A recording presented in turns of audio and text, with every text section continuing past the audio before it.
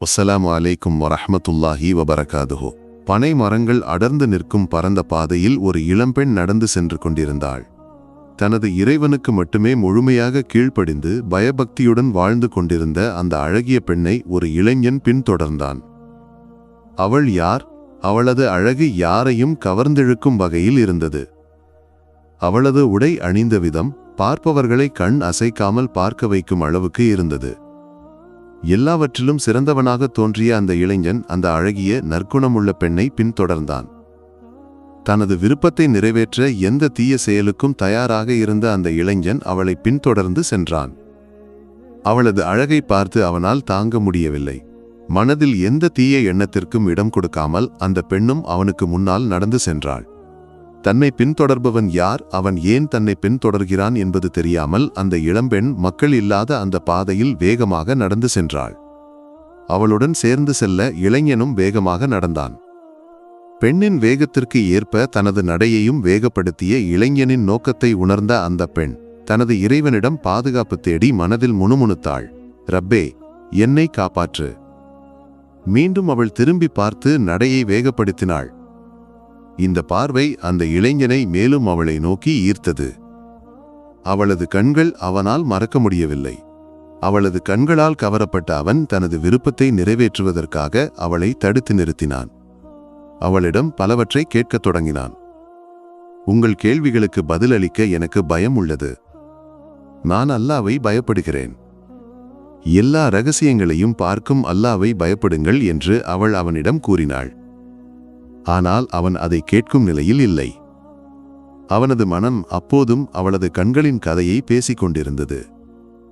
அவளை நோக்கி அவனை ஈர்த்த அந்த கண்களின் அழகை பார்க்க முடியாமல் அவனது உடல் அவளை தழுவ விரும்பியது. அவள் கேட்டாள், நீங்கள் ஏன் என்னை பின்தொடர்கிறீர்கள்?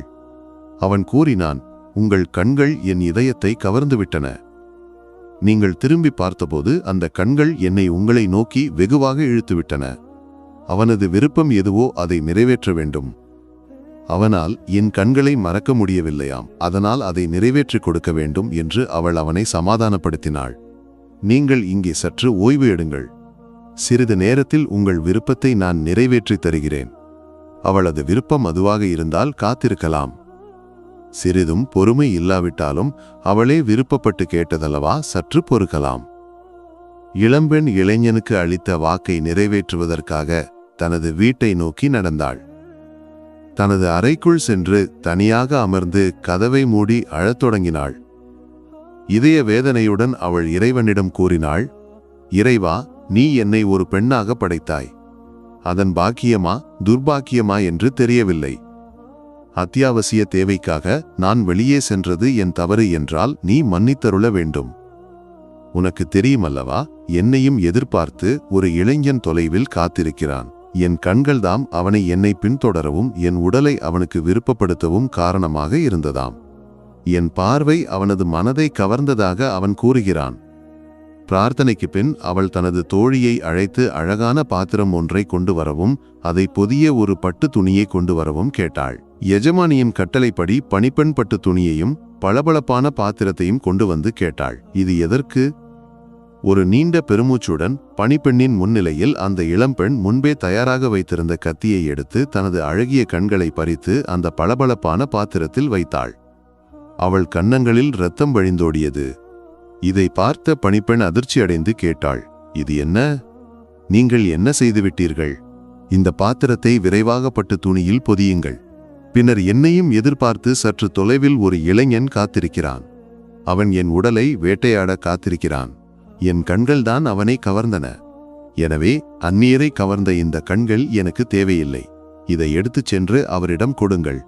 பின்னர் அவரிடம் சொல்லுங்கள், விபச்சாரம் மாபெரும் பாவம், அதை நெருங்காதீர்கள்.